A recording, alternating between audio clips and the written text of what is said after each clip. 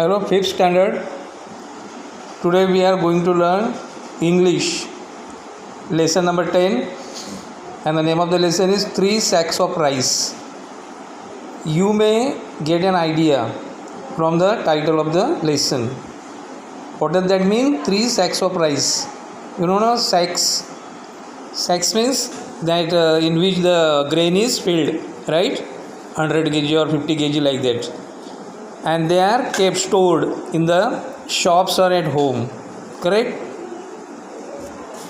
जो सैक्स में ग्रेन भरा जाता है वो सैक्स की हम बात कर रहे हैं. वो 50 kg और 100 kg में अवेलेबल रहते हैं और घरों में या फिर शॉप्स में रखे जाते हैं. ये 3 sacks ऑफ राइस की स्टोरी है. So we are going to see that what happens next. So you may have read many stories about 3 brothers. Usually 2 of them. The elder ones are strong, clever, but unkind. They laugh at the youngest one because he is too simple and soft-hearted. In the first para, one idea is given to you. वो idea ये है कि तुम लोगों ने ऐसी बहुत सी कहानियाँ पढ़ी होंगी जिसमें 3 ब्रदर्स के दिया है कि 2 ब्रदर्स में एक ब्रदर्स बहुत ही स्ट्रॉन्ग, बहुत ही स्मार्ट और सब बातों में होशियार, अंडरस्टैंड. और दूसरा ब्रदर कैसा, वो स्ट्रॉन्ग और क्लेवर रहता है फर्स्ट ब्रदर, एल्डर ब्रदर, लेकिन अनकाइंड रहता है, मीन्स नॉट काइंड, दयालु नहीं. और दोनों भी वैसी है. लेकिन वो थर्ड जो ब्रदर है, द यंगेस्ट वन, यानी सबसे छोटा ब्रदर, तो वो कैसा है, बहुत ही सिंपल है और सॉफ्ट हार्टेड है, यानी बहुत ही किसी पर भी दया करने वाला और बहुत ही सिंपल. इसलिए वो दोनों भी उसके ऊपर हंसते रहते. ऐसी कहानियाँ बहुत सी पढ़ी होंगी तुम लोग. But in this story, our story also has 3 brothers who lived in a small town, but they were all 3 of them honest, kind and hard working.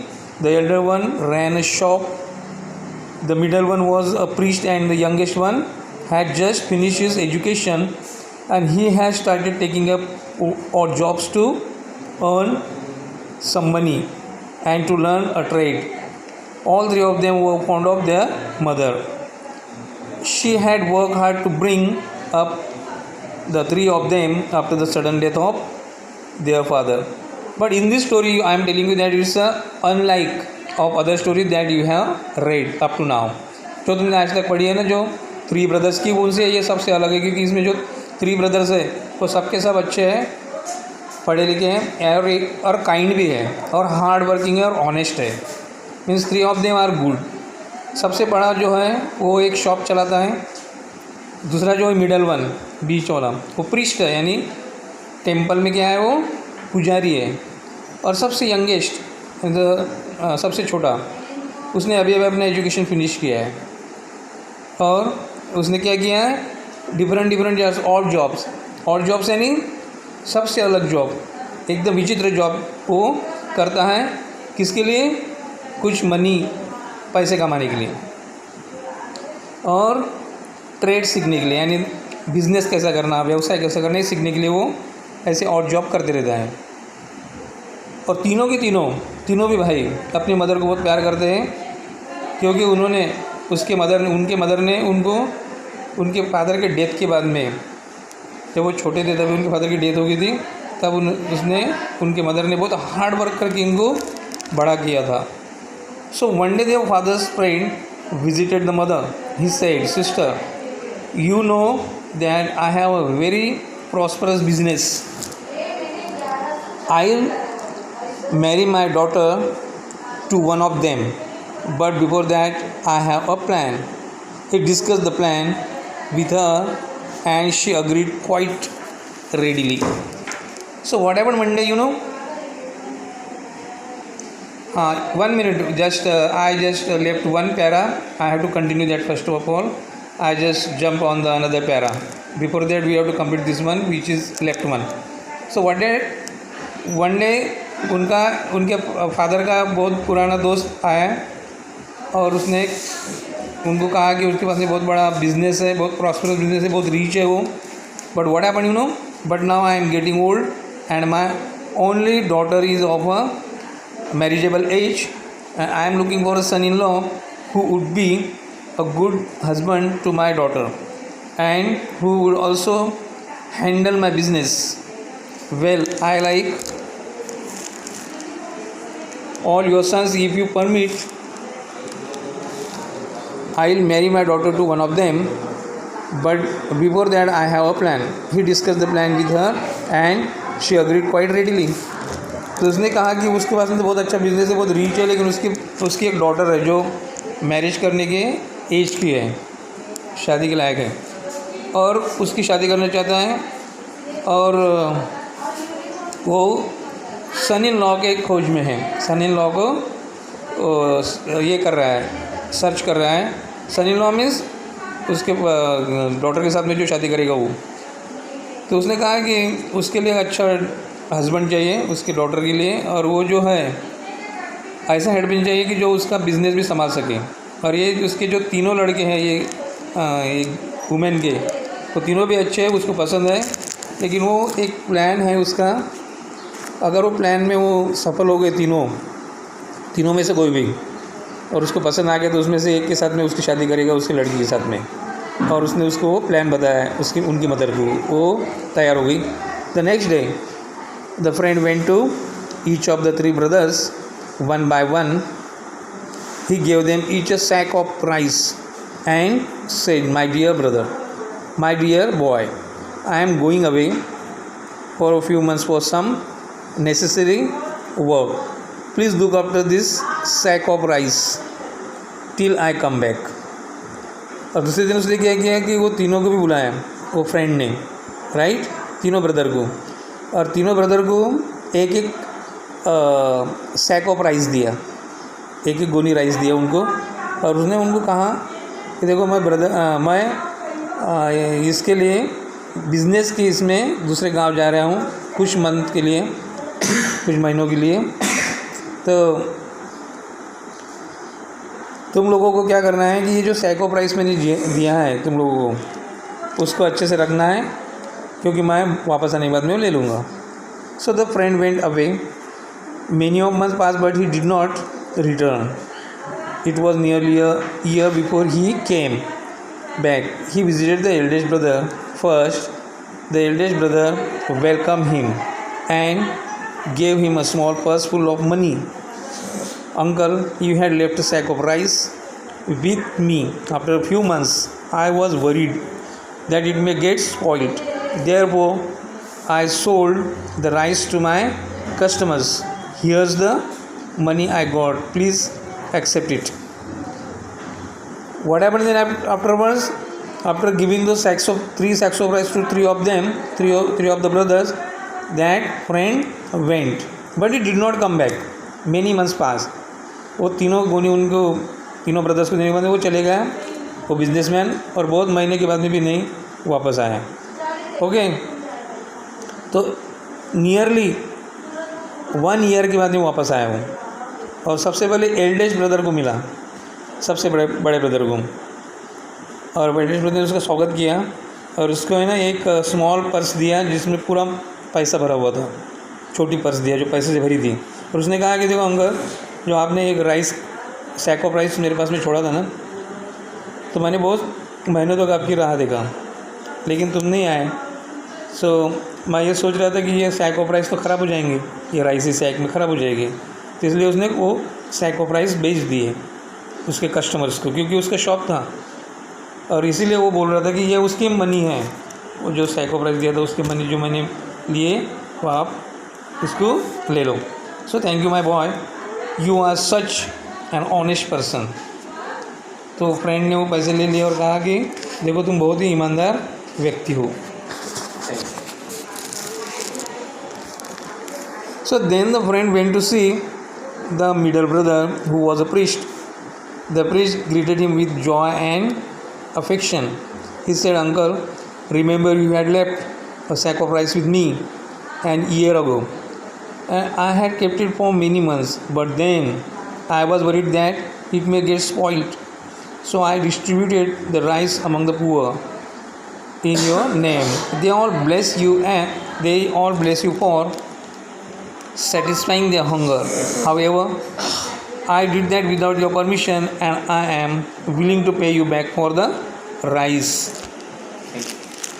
इसके बाद में क्या हुआ, वो बिजनेसमैन और मिडल ब्रदर के पास में गया, जो बीच वाला ब्रदर था, जो एक प्रीस्ट था यानी पुजारी था, और वो उस प्रीस्ट ने भी उसका ग्रीट किया और उसको वेलकम किया और उसने कहा कि देखो अंकल, तुमको पता होगा कि याद होगा कि तुमने मुझे एक सैको प्राइस दिया था 1 साल पहले, और वो मैंने बहुत मंथ तक रखा अच्छे से, लेकिन फिर सोचा कि ये ख़राब हो जाएगा ऐसे रखे रखे, तो मैंने जो गरीब आते हैं ये मंदिर में, उनको मैंने वो बांट दिया सबको तुम्हारे नाम पर।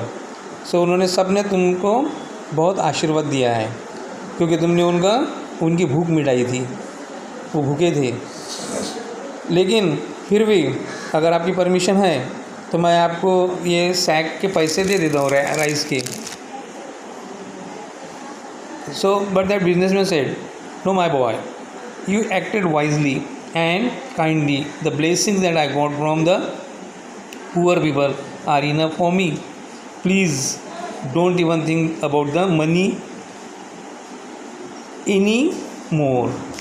लेकिन वो बिजनेसमैन ने वो कहा कि नहीं, तुमने बहुत अच्छा काम किया है, बहुत होशियारी से उस सैको प्राइस का ये किया है, रिज़ल्ट लिया है, और जस्ट मुझे जो ब्लेसिंग्स मिला है वो पुअर लोगों से, वो तुम्हारे कारण है, और वो मेरे लिए काफ़ी है, मुझे पैसा नहीं चाहिए। ओके, पैसे के बारे में सोचना भी नहीं। So when the friend went to the visit the youngest son, he too welcome him with love and respect, but he said that he had a confusion to make the sack of rice was lying with me for a long time, but then I had an idea. I often go to a neighboring farm to help with the work. I borrowed an unused plot of land from the farmer. I exchanged the sack of rice for paddy and sowed the paddy in the plot. Fortunately, the crop grew well and yielded 25 sacks of rice.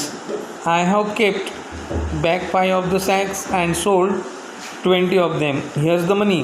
If you allow, I would like to keep a part of it as my share, considering the labor and money I spent to get it all done. तो जब वो third brother के पास में, जो सबसे छोटा था ये बिजनेसमैन, तो उसने कहा कि देखो मेरे पास में कन्फ्यूजन है, मेरे दिल में कन्फ्यूजन था जब आपने वो सैक ऑफ राइस मेरे पास में छोड़ा, तो बहुत महीनों तक मेरे पास में पड़ा रहा, तो मुझे समझ में नहीं क्या करना। लेकिन एक आइडिया मेरे पास में आई और मैं एक नेबरिंग फार्म में गया, क्योंकि मैं हमेशा वहाँ पर उनको हेल्प करने के लिए जाता हूँ, जो मेरे पास में ही है वो फार्म, और वहाँ से मैंने एक लैंड उधार लिया, जो लीज़ पे लेते हैं ना लैंड खेती करने के लिए, वो लिया एक फार्मर से, और मैंने सैक ऑफ राइस उसको दिया, एक राइस की गोनी, और उसके बदले में पैडी लिया, और वो जो मैंने लैंड लिया था ना, खेत बोरो किया था, उसमें वो बो दिया।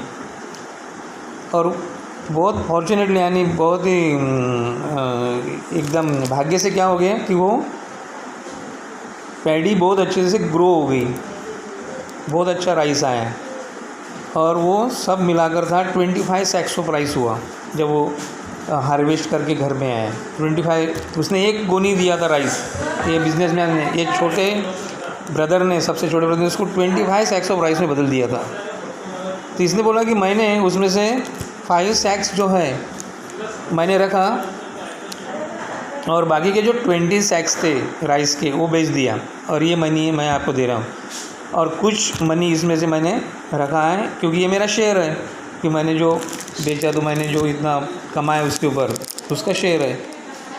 अ wide smile spread on the friend's face, he had found his future son in law. और ये सुनकर जो बिजनेसमैन था ना, उसके चेहरे पे बहुत बड़ी मुस्कान आ गई, क्योंकि वो जिस सन इन लॉ को खोज रहा था, उसके लड़की के लिए जो सन इन लॉ चाहिए था उसको, यानी हस्बैंड चाहिए था, वो उसको मिल गया था।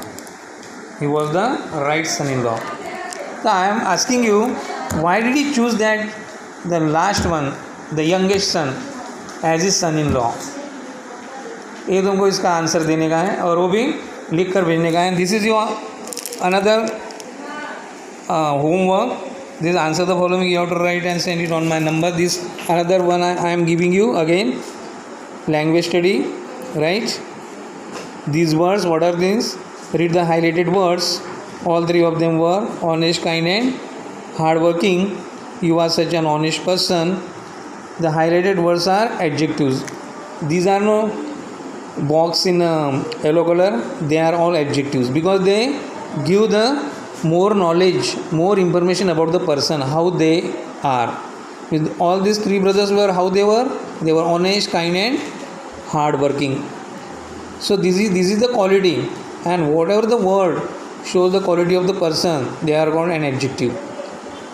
जो भी एडजेक्टिव वर्ड्स होते हैं ना वो क्वालिटी बताते हैं, उनको पर्सन की क्वालिटी बताते हैं. क्यों कैसे उनको ही क्या बोलते हैं, एडजेक्टिव्स बोलते हैं. जो भी येलो कलर में दिखे बॉक्स किया है वो सब एडजेक्टिव्स है. In second also you are such an honest person, honest also in the second sentence. So these are all adjectives. So you have to write them and send it on my number and list as many words as you can. Will go with the given adjective, at least 3 each. और इनके साथ में जो भी words आते हैं उनको भी तुमने करने का है, लिखने का है. ओके और वो भी लिख कर भेजने का. जैसा एग्जाम्पल दिया उसने सडन, तो सडन चेंज. अभी एक सडन है, एक एग्जाम्पल दिया है बॉक्स में, तो उसके साथ में देखो कौन सा है, चेंज आया. तो sudden change like that, sudden shower, sudden fall. Right, simple और ओनली, ऑनेस्ट, लॉन्ग. तो ये 5 वर्ड्स दिए. इनके साथ में जो भी वर्ड्स आएंगे ना ऐसे डबल करके कंपाउंड वर्ड्स करके तुमको लिख कर भेजना है. नेक्स्ट एक्टिविटीज़ दी है. Imagine you are one of the 3 brothers, right in short what you did with the rice. Imagine करने के तुम तीनों में से एक ब्रदर हो, तो वो सैक ऑफ राइस के साथ में क्या करते थे, ये तीनों से अलग, ऐसा आंसर तुमको लिख कर भेजना है. Then find in your the story of 3 brothers और 3 sisters and rewrite it in your own words. Okay, ये अनदर वर्क है. Find out how rice is cultivated. Describe the process with the help of pictures और diagram. Rice कैसा cultivate होता है उसका तुमको पूरा प्रोसेस लिख कर भेजना है, वो भी पिक्चर के साथ में. If possible, I am not just asking you to do that, but all this 3, this one you have to send and up to here.